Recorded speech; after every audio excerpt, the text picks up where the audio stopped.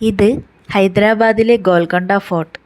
ഹൈദരാബാദിൽ നിന്ന് ഏകദേശം 12 കിലോമീറ്റർ ദൂരെയാണ് മഹത്തായ ഈ ചരിത്ര സ്മാരകം സ്ഥിതി ചെയ്യുന്നത്. 13-ാം നൂറ്റാണ്ടിൽ കാകതീയ രാജവംശമാണ് മണ്ണുകൊണ്ട് ഈ കോട്ട പണിതത്. പിന്നീട് കുത്തബ് ഷാഹി വംശത്തിൻ്റെ കാലത്ത് വലിയ കല്ലുകൊണ്ട് പുനർനിർമ്മിക്കുകയായിരുന്നു.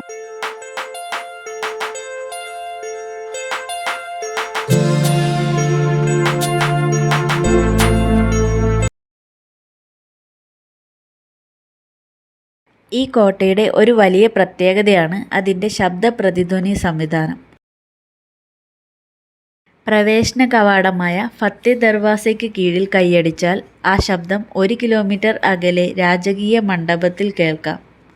ഈ സംവിധാനം പഴയകാലത്ത് മെസ്സേജസ് കൈമാറാനും സേഫ്റ്റി ഉറപ്പാക്കാനുമായിരുന്നു ഉപയോഗിച്ചിരുന്നത്. ഓരോ കൈയടിക്കും ഓരോ മീനിങ്ങും ഉണ്ടായിരുന്നു. ഒരു പ്രാവശ്യം കൈയടിച്ചാൽ രാജാവ് വരുന്നുണ്ടെന്നായിരുന്നു. 2 പ്രാവശ്യമാണെങ്കിൽ അതിഥികൾ വരുന്നുണ്ടെന്നും 3 ആയാൽ ശത്രുക്കൾ എന്നുമായിരുന്നു അർത്ഥം. കോട്ടയ്ക്ക് 4 മെയിൻ എൻട്രൻസും 8 കിലോമീറ്റർ ലെങ്തുള്ള മതിലും അനവധി മിനാരങ്ങളുമൊക്കെ ഉണ്ട്.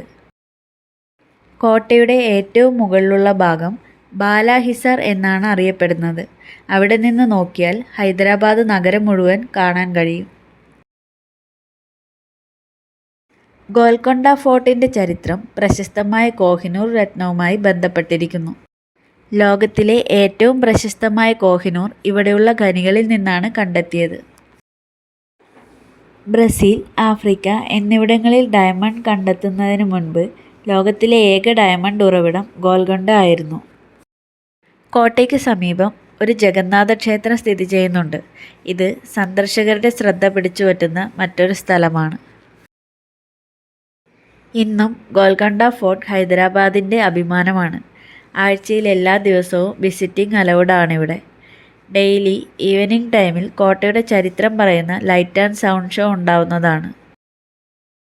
Visiting time, entry ticket, show timings, ഈ ഡീറ്റെയിൽസ് എല്ലാം ഞാൻ ഡിസ്ക്രിപ്ഷൻ ബോക്സിൽ ആഡ് ചെയ്തിട്ടുണ്ട്.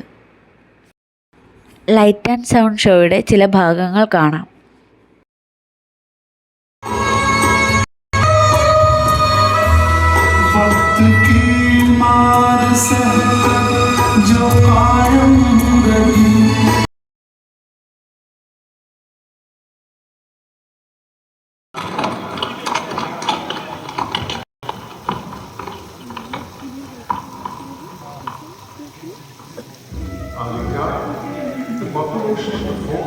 Wall and 2 more stone walls within the outer rampart protect Bala Hisar.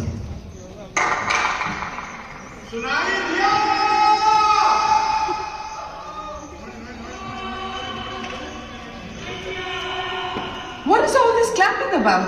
Who are these people? Oh, merely tourists like you. When you entered the Bala Hisar,